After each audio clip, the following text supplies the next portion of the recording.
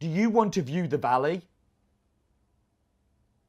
That was a really long pause, wasn't it? This week we're going to go to Costa Rica, Vista al Valle. My name is Steve Layton, and I travel the world finding amazing and delicious coffee for you to drink at home. Some make coffee difficult to understand and complicated, but here it's my job to make it easy and fun and tell you what's in my mug. So Vista al Valle is a farm that we found by accident, and it was the year before it won the Cup of Excellence competition, and I mean like coming first in Cup of Excellence competition, which means that we still get a little bit of access to this farm when there's a lot of Japanese buyers that turn up and wave all of their money around, but they've rewarded our loyalty of being there from the start. Very close to Finca and very close to Cafe Arbar. Same kind of altitude of 1,500 to 1,600 metres above sea level. Owned by Oldemar Arieta Lobo and Marlene Barenes Morena.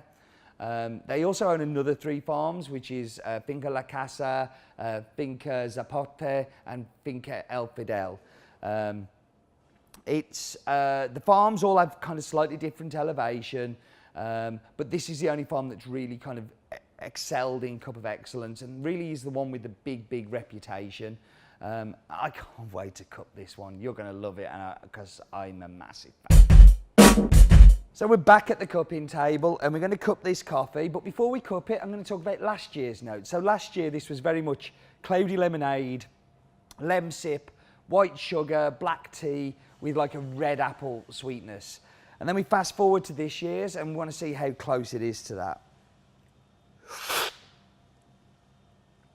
Now, there's definitely been some changes in this coffee. We are seeing the taste has developed a little bit. Now, that is to do with soil, rain, processing, but it's also to do with the maturing of the coffee plants. As coffee plants mature, you know, they start to do different things.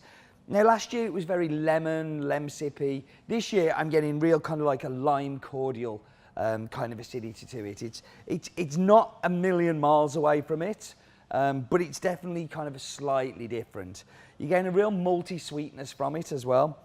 But I think the biggest change comes in the aftertaste.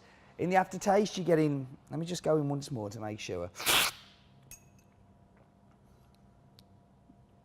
On the aftertaste, you're getting this real kind of like dried fruit, kind of like sultana-y, kind of currant-like, kind of like bite to it, but along with sweetness. Because that malty sweetness is definitely changing the way that it interacts with the coffee overall.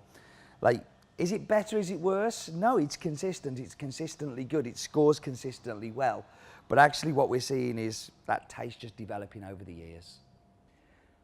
So today we're going to be talking about Costa Rica. Costa Rica is here in the heart of Central America. It's around about 51,000 square kilometres and it's halfway between the size of like Scotland or Wales in size. It has 4 main production regions which run down the middle of the country, around the corridor of mountains that you can kind of see slightly raised here.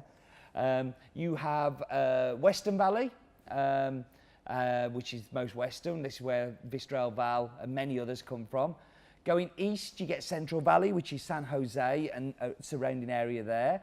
From there, you go to Tarrazú, which is probably the most famous region.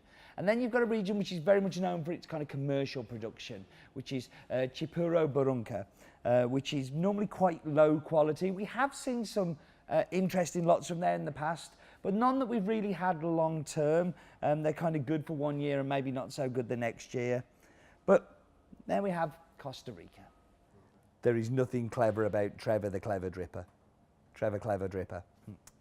Yes, we've used the Clever Dripper. Colours only available in the UK from hasbeen.co.uk. You can get the plain see-through ones from everybody, but we brought in all the colours. And I actually think it looks a little bit more red. And red improves everything. So let's get into the coffee.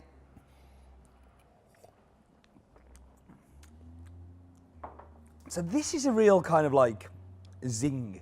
It's got a real lime cordial thing to it. And it's great the way that this has changed from the lemon into this lime. And the sweetness has changed a little bit into the malty sweetness, which I think has like led to this fantastic sultana that we saw in the cupping.